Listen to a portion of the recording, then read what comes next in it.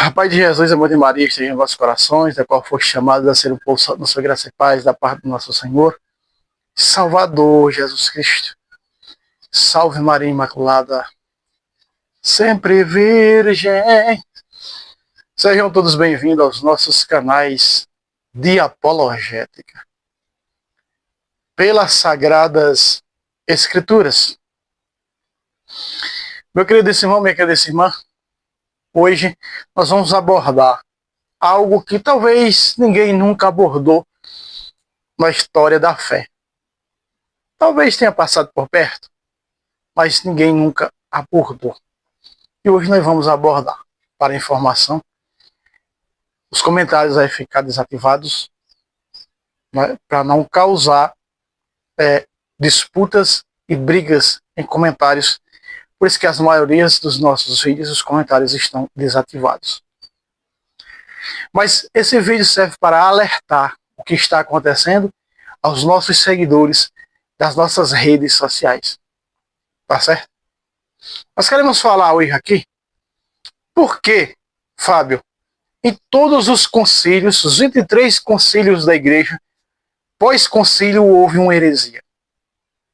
Por que isso aconteceu? Porque nem sempre todos são dos nossos. Se nós repararmos para o concílio, nós vamos falar do último concílio, que foi o concílio Vaticano II, tá certo? Aqui quando o sol sai fica mais claro, fica mais escuro, o importa é o vídeo sair, tá beleza? Aqui o sol sai, depois o sol escurece, aí o vídeo fica clareando, fica escurecendo, não tem importância. Vamos lá.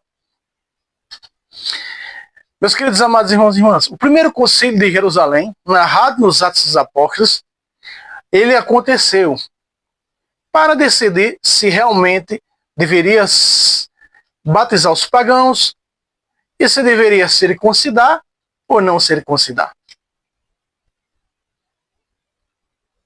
Então, o que foi que aconteceu pós-concílio?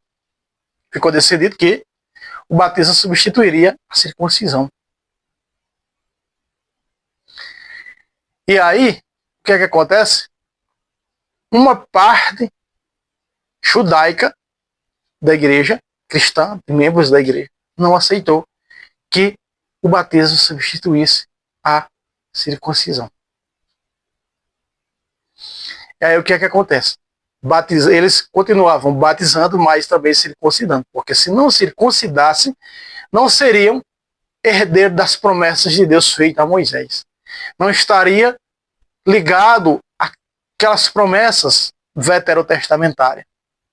Teria que circuncidar para ser herdeiro também dessas bênçãos. E aí, meus amados irmãos, é onde começa a surgir umas das heresias pós-concílio, pós-conciliar. Estavam de acordo com os apóstolos? Não. Estavam de acordo com a doutrina apostólica? Não.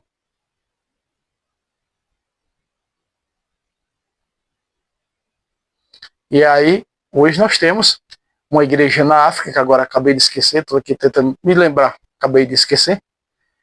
Ela traz o nome do país. Essa igreja, ela hoje guarda o sábado, por causa daqueles judeus cristãos que se revoltaram contra o que ficou decidido no Concílio de Jerusalém, e ela batiza e circuncida ao mesmo tempo. Que eu acabei esquecendo. Talvez daqui para o final do vídeo eu lembre e eu fale para vocês a igreja. Ela, se não me engano, fica no norte da África, essa igreja. Muito bem, mas vamos lá. Não só foi apenas isso abordado no Concílio de Jerusalém. Ficou também abordado no Concílio de Jerusalém que Jesus é Deus e que Jesus é homem. E aí o que é que acontece, meus amigos? Um dos 7 diáconos não aceita isso. E aí nós vamos lembrar dos monges, né? Que sempre pós-concílio, um dos monges, alguém, ou um padre, alguém da igreja, vai lançar uma nova heresia. Né? Temos aí, acho que se não me engano, Pelágio, era Pelágio, né? Se não me engano aí, era monge católico, né? Que acabou aí espalhando a doutrina do pelagianismo. se não me engano também Ário era um monge, se não me engano. Aí então, a maioria, Lutero era padre, né? E também a heresia ortodoxa. Se você quer saber, a ortodoxa é uma heresia. Aí nós vemos hoje aí um falso padre, né, que se diz católico ortodoxo, dizendo que a Igreja Católica Romana passou a existir depois do cisma. Lembra que o cisma aconteceu em 1051, ou foi em 1054 que aconteceu o cisma. Daí para trás, você não pega nenhum santo dos santos da Igreja Católica Oriental que escreveu o nome ortodoxo. Não tem. O ortodoxo passou a existir depois do ano 1051, depois do cisma. Nenhum escrito pós o ano 1051 escreve o nome lá Igreja Ortodoxa ou Católica Rito Ortodoxa, não tem. Mas esses hereges mentem. É um falso padre, né, dizendo aí, os santos, Santo Inácio de Antioquia, aí, ortodoxo. Que ortodoxo? Era católico. Não existia ortodoxo. Todos eram católicos. Que é católico do rito latino, católico do rito oriental. Dos ritos orientais. Então, cuidado com esse tipo de gente. Com essas mentiras que espalham na internet. Para ganhar likes, seguidores e encherem de pessoas em suas seitas. Vamos ler aqui. Já nós vamos guardar esse ponto aí. O vídeo vai ficar, já avisando que o vídeo vai ficar longo. Mas surgiu uma heresia de um dos 7 diáconos que não aceitou que Jesus era humano e ao mesmo tempo Deus. Ele não aceitou. Vamos ler aqui para nós chegar ao nome dele. No nome deles, dos 7 diáconos, no capítulo 6 de Atos, dos Apóstolos, vamos lá. A partir do versículo de número 5, está escrito assim, ó. Vamos lá? Diz assim. Esses parece que agradou a toda a reunião. Escolheram Estevão, homem cheio de fé e do Espírito Santo. Filipe, Procoro, Nicanor, Timão, Parmenas e Nicolau. Por que a Bíblia vai dar um ênfase aqui a Nicolau? Por que Nicolau é o último da lista dos 7? Vai dizer assim, preste atenção. Nicolau, prosélito de Antioquia. Nicolau, prosélito de Antioquia. Esse tal de Nicolau, segundo Santo Eusébio, ele espalha a doutrina contrária pós-concílio de Jerusalém, contrária à regra doutrinária apostólica de que Jesus é Deus e ao mesmo tempo homem. Ele não aceitou. Muito semelhante, mais tarde, né, com o arianismo. Né? Então, reparem, meus amigos, que essa doutrina desse diácono começa a se espalhar uma nova heresia pós-concílio. Não só a heresia judaizante, que tinha que circuncidar, tinha que batizar, mas tinha que circuncidar, senão não era herdeiro das promessas de Deus feitas a Moisés. Além dessa heresia, também está surgindo agora outra também, heresia por parte de alguém que está dentro da igreja. Por parte de alguém que não aceita que Jesus é Deus e que Jesus é homem. Quantas heresias hoje nós não vemos, né? Nós não escutamos dessa maneira. Quem não acredita, né? Alguns aí, desde que depois que Jesus ressuscitou, já não é mais humano. Né? Isso é uma heresia terrível. Presta atenção. Aqui, Jesus vai alertar para essa doutrina em Atos dos Apóstolos, capítulo 2, versículo 15. Presta atenção que Jesus escrevendo a mensagem à Igreja Católica de Pérgamo, no versículo 15, ele diz assim, presta atenção, Olha as heresias pós-concílio. Todos os concílios da igreja, pós-concílio, houve uma heresia. Houve uma heresia.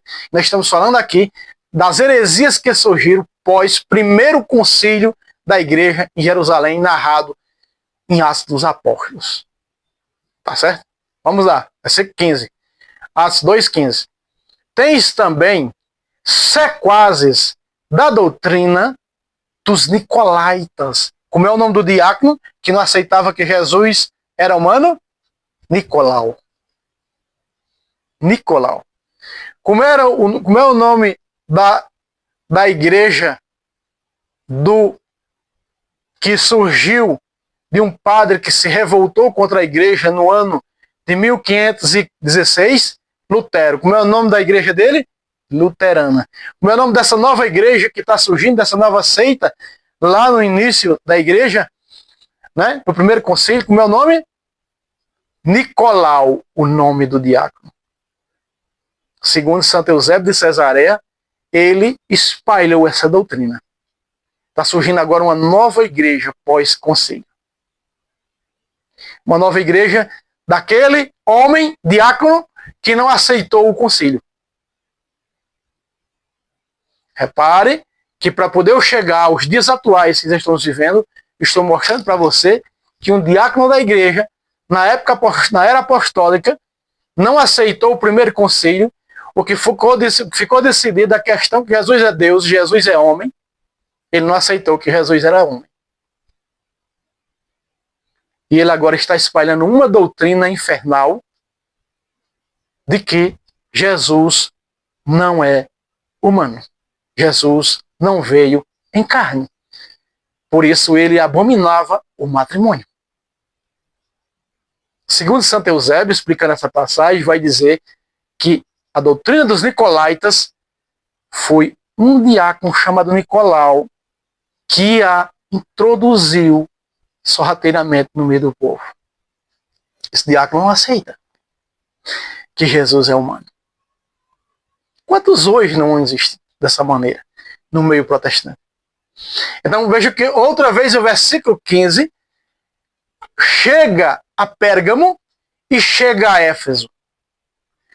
Chega a Pérgamo essa doutrina herética do diácono Nicolau, chega a Pérgamo e também chega a Éfeso. Veja o que diz aqui. Outra vez o versículo 15. Tens também sequazes da doutrina de Nicolau. Dos nicolaítas, aliás. Arrepende-te, pois, senão virei em breve e combaterei contra eles com a espada da minha boca. Preste atenção.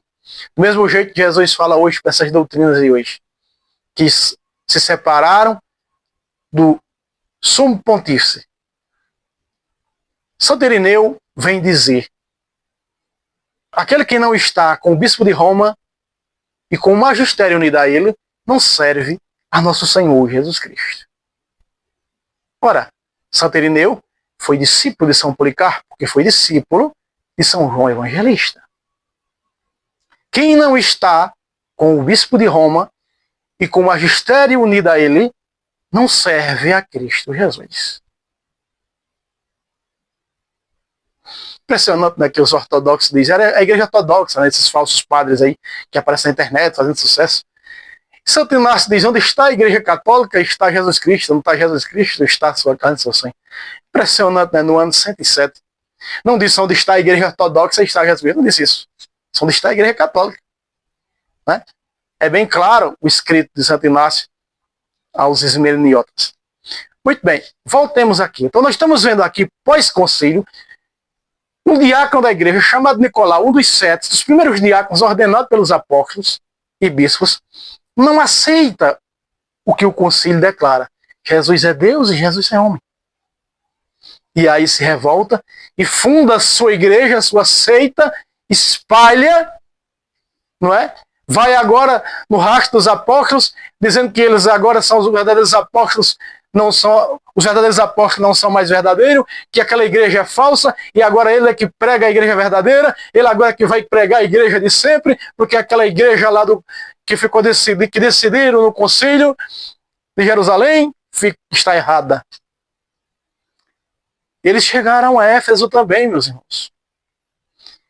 Atos 2:2, presta atenção.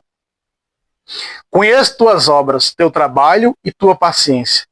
Não podes suportar os maus. Pusestes à prova os que se dizem apóstolos e não são. E os achastes mentirosos. Mas tens perseverança, sofrestes pelo nome, pelo meu nome, e não desanimastes. Mas tenho contra ti que arrefecestes do teu primeiro amor, que saiu da verdadeira igreja para seguir essas doutrinas falsas. Que saiu da igreja que está com o bispo de Roma para seguir as falsas doutrinas heréticas. Né? E hoje a heresia, né, tem uma heresia aí que está para superar até a heresia protestante, que denomina-se Igreja de Sempre. Cuidado com isso, quando você escuta esse nome, Igreja de Sempre. Cuidado. Cuidado com isso. Que a igreja que está com o Papa, ela sempre é a igreja de sempre. E vou dar características aqui que você vai concordar comigo. Tá certo? Então, esses falsos apóstolos, por essa nova doutrina, por essa nova igreja fundada pelo diácono Nicolau, a doutrina dos Nicolaitas, não é? Agora sai espalhando que Jesus não é humano. E pregavam contra o matrimônio. Espalhavam essa doutrina. Por isso que São Paulo vai falar do matrimônio. E essas doutrinas iam onde São Paulo pregava, dizendo que o que São Paulo pregava não era suficiente para se salvar. E São Paulo escrevia carta a essas igrejas. Quantas vezes não teve que repreender a igreja de Éfeso? Quando eles chegaram, os falsos irmãos intrusos judaizantes chegaram na Galácia, assolando a Galácia, com a Turquia, dizendo que o que Paulo pregava não era suficiente para salvar, que tinha que aderir-se à circuncisão. Paulo vai dizer aos Gálatas, a circuncisão de nada serve. Os que se deixam circuncidar não servem a nosso Senhor e Salvador Jesus Cristo. Só é você ler os primeiros capítulos da Epístola aos Gálatas. Meus queridos amados irmãos e irmãs, vamos falar agora dos últimos 2 concílios da igreja.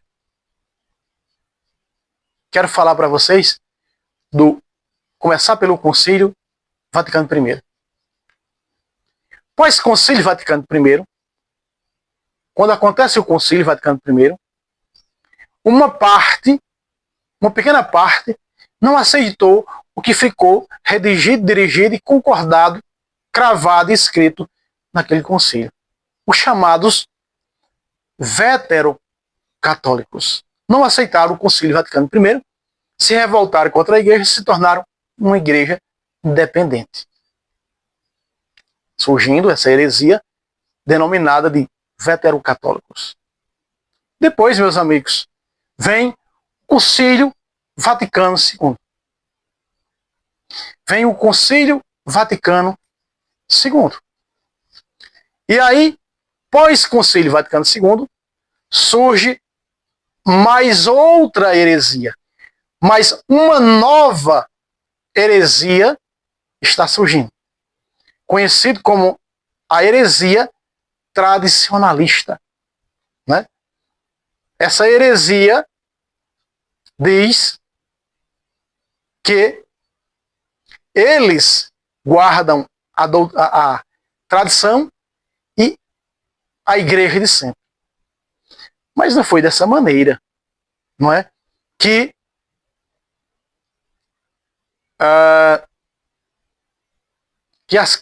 carruagem, o primeiro presidente foi até que a carruagem andou. Não foi dessa maneira, sabemos muito bem. Então, meus amigos, nós hoje estamos vivendo tempos difíceis. São muitas as heresias. Houve a heresia do anglicanismo, houve a heresia de Lutero, houve a heresia sedevacantista, e agora os conclavistas, desse Frei Tiago do Carmelo aí, né? É a heresia conclavista. Certo? E essa heresia tradicionalista, ela está aumentando, ela está persuadindo muitas pessoas. Ela tem a missão de formar uma igreja paralela, uma nova igreja, com o título Somos a Igreja de Sempre. Cuidado com isso quando você escuta Somos a Igreja de Sempre. Não é verdade. Não são a Igreja de Sempre. Se fosse a Igreja de Sempre, estariam com o Papa e com o magistério unido a ele. Não estariam independentes, como é o protestantismo, como é outras heresias passadas. E eu quero falar aqui do Centro Dom Bosco. Eu estou aqui com um vídeo, tá certo? Eu não posso colocar o vídeo na tela, mas eu estou aqui com um vídeo do ex-fundador do Centro Dom Bosco, tá certo? O Pedro Alfonseca, e ele saiu, renunciou. Por que ele fez isso? Porque, meus amigos, a missão do Centro Dom Bosco, o Centro Dom Bosco não foi fundado para isso, mas se uniu a... Alô? Alô? Alô? Alô? Se uniu à Fraternidade São Pio X. A Fraternidade São Pio X foi fundada por um bispo que apostatou da igreja, chamado Monsenhor Lefebvre, e seguiu com essa igreja paralela. Esse homem desordeiro fundou essa seita. Por que é seita? Porque não está ligado ao bispo de Roma. Então é seita. E esse homem ainda ordenou 2 bispos. E aí o Centro Dom Bosco se alinhou a essa fraternidade, que tem a missão de denegrir a imagem de bispos e padres e convencer o povo a passar para essa igreja paralela. Tem também uma nova heresia lançada por eles, a heresia da Guerra dos Catecismos. Os católicos fracos, que não conhecem a verdade, logo que vê isso, segue. Quantos católicos fracos sem conhecimento? Jesus diz, até os escolhidos, 24 de Mateus, seriam enganados por tais heresias. E essa heresia conquistou 2 padres, eram bons padres. Os chamados, o mais conhecido, o mais novo membro dessa igreja paralela é Wander de Jesus Maia. Quanto eu aprendi com esse homem quando ele era padre verdadeiro? O outro padre é o padre François, que é amigo pessoal do Bernardo Custer. Eu vou colocar aqui para vocês, certo? Aonde, numa entrevista, se vocês puderem, vocês acompanhem, no canal do Bernardo Custer, a entrevista, tá certo? Com o ex-integrante, o fundador do Centro Dom Bosco. Eu não posso colocar aí, mas eu vou colocar aqui um pedaço do vídeo, tá certo? Um pedaço do vídeo do Pedro Alfonseca, onde eles falam a respeito disso, dessa live, tá certo? Eu assisti essa live, tá em 4 meses atrás, tem 26.373 visualizações, tá certo? O canal do Bernardo Custer é esse aqui, eu quero colocar para vocês verem aí, tá certo? Aí, ó, o canal aqui, ó, do Bernardo, tá certo? Então quem puder acompanha, completa a live. Eu vou colocar aqui alguns trechos, tá certo? Aí para que vocês possam ver se eu consigo aqui. Vamos lá. Presidente do Centro Dom Bosco, mas ele foi o primeiro presidente, foi até agora há pouco tempo atrás, e eu queria que ele contasse nessa história de como o Centro Dom Bosco começou realmente com muitas boas intenções. Eu mesmo participei muitos anos, não como membro ativo, mas como colaborador, né, em várias ocasiões, com muita grata felicidade, tá? Divulguei, defendi, né, ajudei a crescer e tudo mais. Comprei e compro ainda muitos livros, né, até um pouco tempo, estava comprando livros também. E como eles surgiram como, vamos dizer, esse grupo de leigos católicos muito bem intencionados, querendo combater problemas na igreja, defender a tradição, publicar conteúdos doutrinalmente seguros, e foram, né, vamos dizer assim, respaldados por muitos bons padres, bispos, até leigos no Brasil inteiro, né, até fora. O Centro Dom Bosco foi promulgado pela Igreja dos Vinhos, tá certo? Contra os, só para vocês terem uma ideia, pode chamar de desvios da fé que se espalhavam pelo país, né? Então, contar o início dessa história para as pessoas, Pedro, por favor. Tá bom, querido. E faço minhas as suas palavras, até por isso nós rezamos no início, antes da queda da transmissão, que o objetivo aqui é a caridade. A caridade com as almas. Sim. Um serviço à igreja, a Nosso Senhor Jesus Cristo, claro, sempre em primeiro lugar.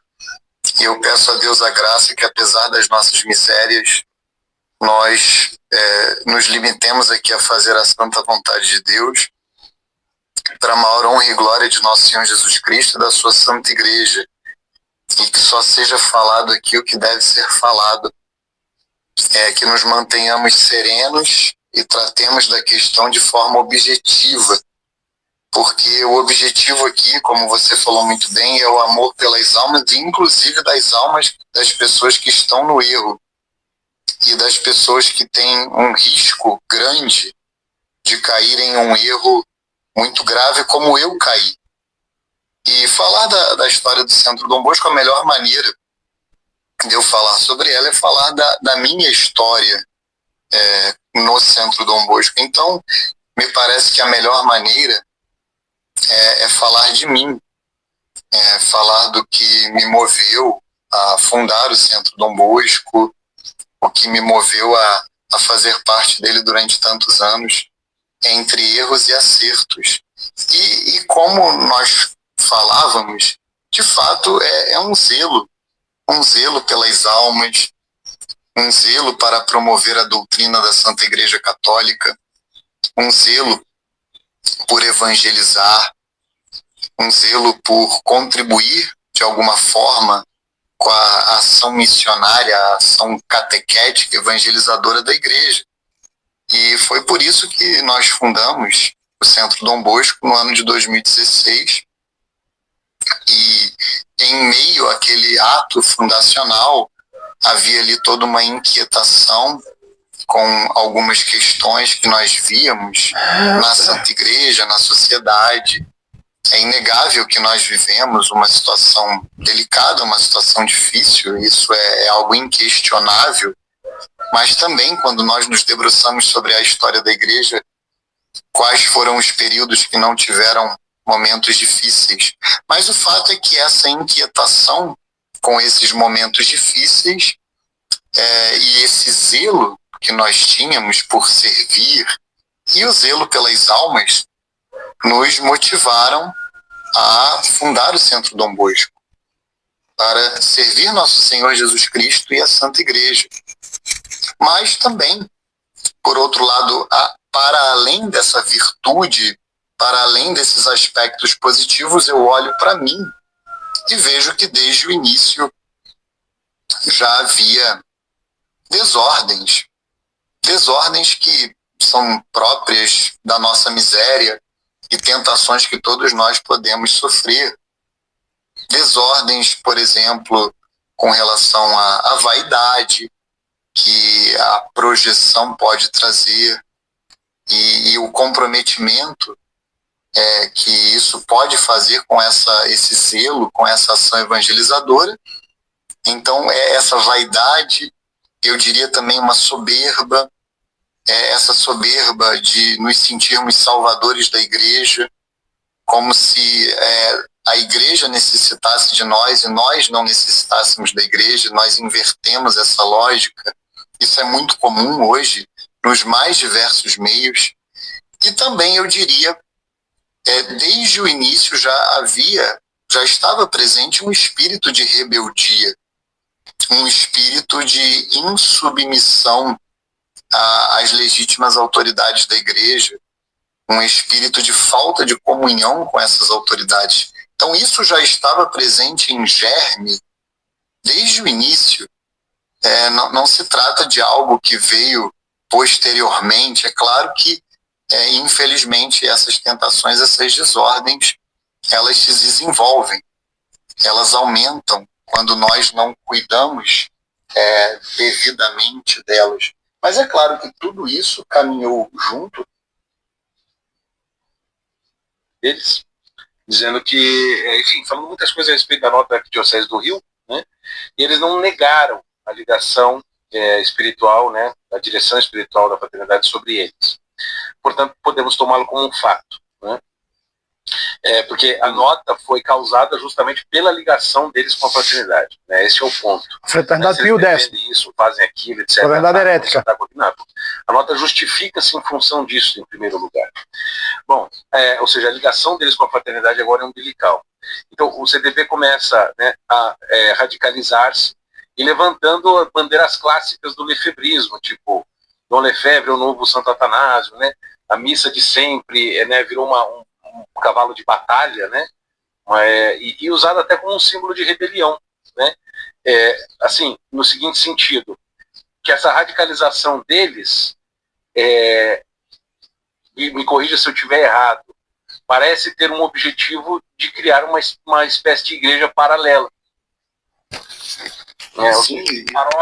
Paróquias independentes, de sacerdotes que se desligam das suas dioceses, como há casos que nós vamos mencionar, que se declaram um estado de necessidade, né, tudo sob a bênção, ainda que pelo menos informal, até onde sabemos, da fraternidade, né? Sim, querido. Essa realidade é muito clara. O tripé da transmissão da revelação divina, sagrada tradição, sagrada escritura e sagrado magistério.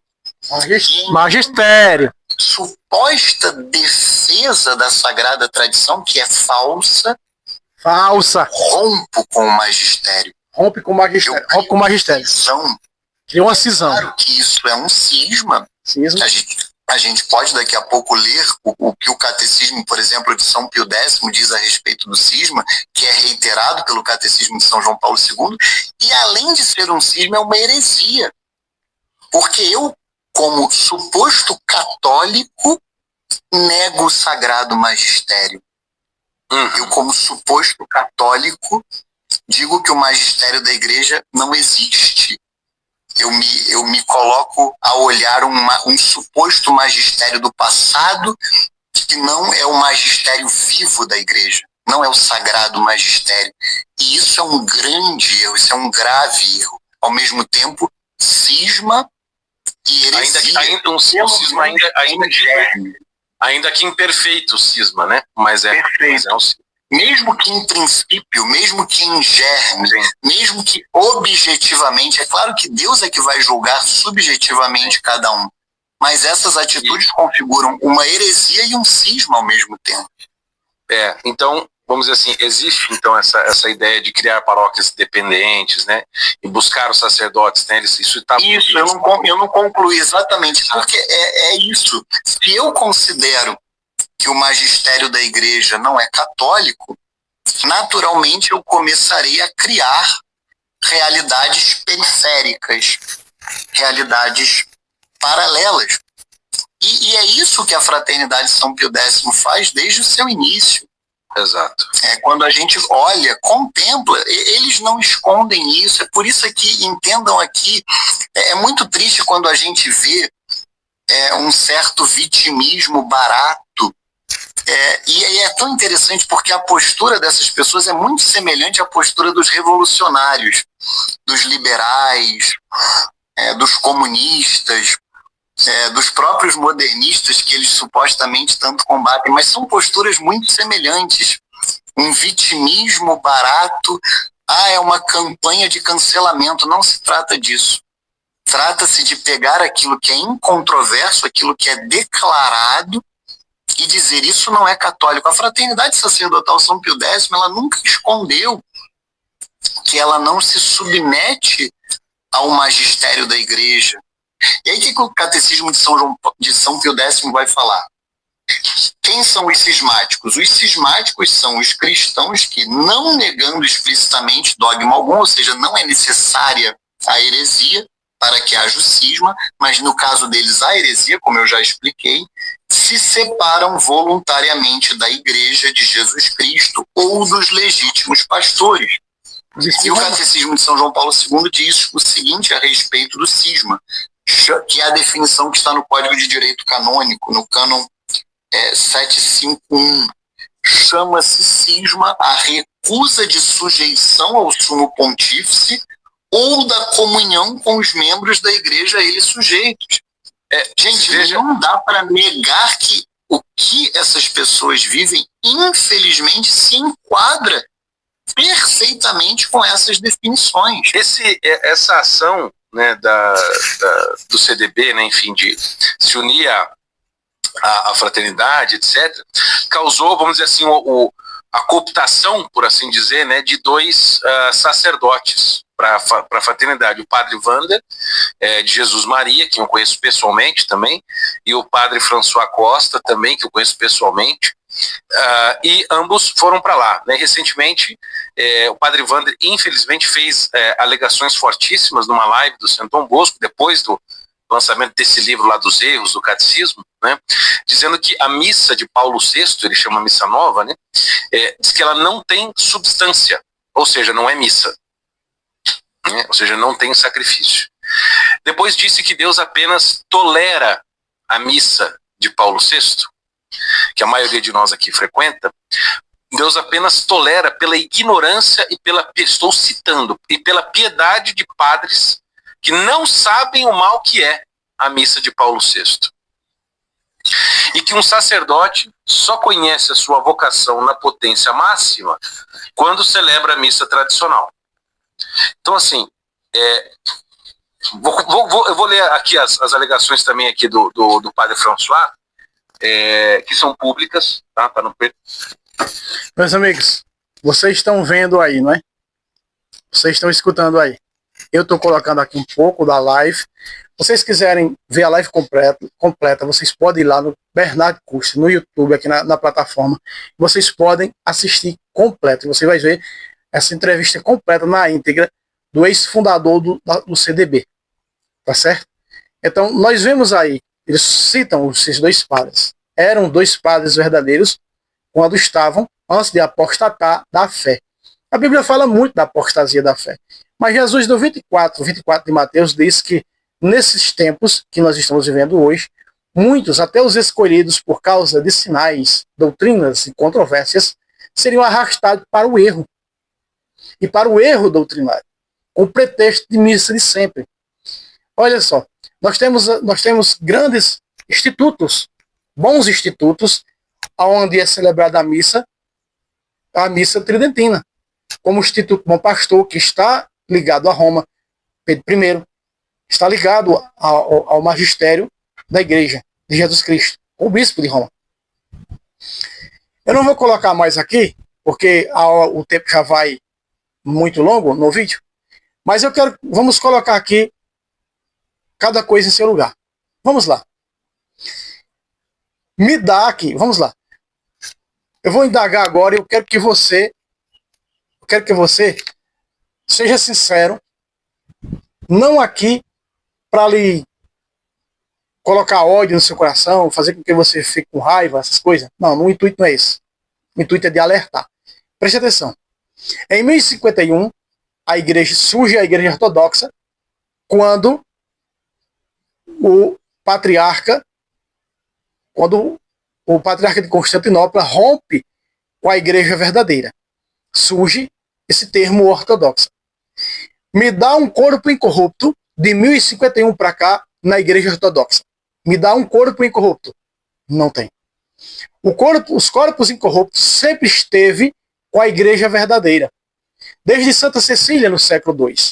Um corpo incorrupto. Me dá um corpo incorrupto com a heresia anglicana. Não tem. Com o luteranismo. Não tem. Com todo o protestantismo. Não tem. Ah, mas eu posso dar da múmia do Egito. É diferente de um corpo incorrupto. Olha São Carlos Acutis, o mais novo corpo incorrupto. Eles são Padre Pio e olha de uma múmia no Egito. E faz a comparação para você ver. Não tem como. Preste atenção. Me dá um corpo incorrupto dos sedevacantistas. Não tem. Por quê? Porque é fácil distinguir qual é a igreja verdadeira. É aquela que está com o Papa. É aquela e o magistério que está com ele. Ah, mas a teologia... Não quero saber de teologia da libertação. Se está defamando, se está fazendo...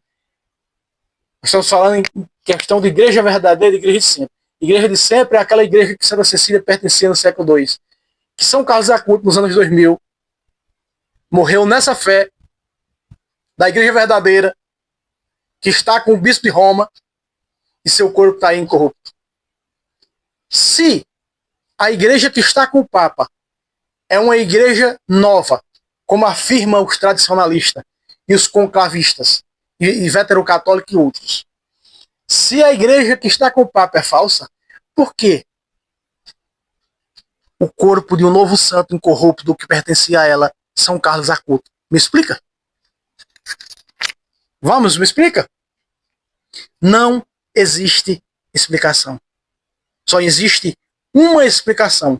A igreja que o Papa dirige, que o sucessor de Pedro dirige, seja ele quem for, seja ele santo ou não, essa é a igreja de Jesus Cristo. Aí São Carlos Acutis. Precisa prova maior do que essa? Não precisa de prova maior do que essa. Santa Cecília, no século II, corpo incorrupto, porque estava onde? Na igreja verdadeira, que estava com o bispo, que está sempre com o bispo de Roma. São Carlos Acutis, anos 2000, 2005, 2007, acho que ele morreu por aí. Ele morreu na igreja verdadeira, na igreja que está com o bispo de Roma. Aí o corpo incorrupto. São Carlos Acutis. Meus amigos, não se deixe levar. Paulo vai alertar. Não, Paulo vai dizer, não os deixeis vos levar por qualquer sopro de doutrina. São muitas as doutrinas que vêm para embananar sua cabeça. Estamos vivendo os tempos difíceis. Virão tempos difíceis, onde surgirão uma série de mestres, dizendo serem eles os guardiãos da verdadeira fé, mas não estão com o bispo de Roma.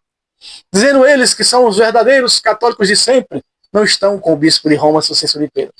Ah, mas o Papa, ele disse uma coisa que não deveria dizer, que só Jesus salva. O Papa não é ruim dizer só Jesus salva, porque Jesus é Deus. Jesus não precisou de ninguém para salvar o mundo. Porque ele é Deus. Agora, porque o Papa não concordou que a Virgem Maria é corredentora, que a Virgem Maria é o outro nome? Esqueci o outro nome. Corredentora. Corredentora, esse é o principal. Né? Que ela cooperou com Jesus. Porque o Papa não disse isso, ele é um herege, ele é falso. Não, meus irmãos. Se não me engano, 1846 foi onde foi declarado num concílio que a Virgem Maria era a mãe de Deus. E quer dizer que a Virgem Maria, antes do Papa declarar que ela era mãe de Deus, ela não era mãe de Deus? É claro que é mãe de Deus. Que Jesus é Deus. Está na Bíblia. Versículo 42 do capítulo 2 de Lucas, do capítulo 1 de Lucas, se eu não me engano. O que vem me visitar, honra me visitar a mãe do meu Senhor? A Virgem Maria é mãe de Deus. A Virgem Maria é corredentora. Olha suas aparições reconhecidas para a igreja. Corredentora. Não é? Aparecendo para salvar, para dizer, fazer penitência. Conversão, jejum. A Virgem Maria, é lógico que ela é corredentora. Agora, por que o Papa não proclamou que ela é corredentora? Aí ela não é corredentora? Ela nunca vai deixar de ser corredentora. O Papa proclamando, não. Do mesmo jeito, lá no passado, até agora a igreja não reconheceu que a Virgem Maria é mãe de Deus. Mesmo assim, porque não reconheceu, ela vai deixar de ser mãe de Deus? Vou repetir aqui outra vez. Não vai deixar de ser mãe de Deus. Um dia vai entrar um Papa Mariano. Sabemos disso, que vai entrar um Papa Mariano e vai reconhecer que a Virgem Maria é corredentora. Que a Virgem Maria cooperou para isso e ainda coopera. É só olhar para as aparições reconhecidas pela igreja. Tá certo? Olha, assista isso aqui completo, tá certo? Esse vídeo completo do fundador que renunciou, saiu. Ele fala nessa live que o intuito do Centro Dom Bosco, a Fraternidade Pio X, é fundar uma igreja paralela, uma nova igreja. Tá certo? Defamando a igreja verdadeira, que está ligada ao Papa. Beleza? Então, meus irmãos, tá aí, eu trouxe um pouco mostrando, sempre nos concílios, sempre pós-concílio, houve uma heresia por parte daqueles que não aceitavam o concílio, seja ele qual de sua época. Tá certo? Deus abençoe vocês e até o próximo vídeo. Assista isso aqui completo, tá certo? Assista, com caridade. Deus abençoe a todos.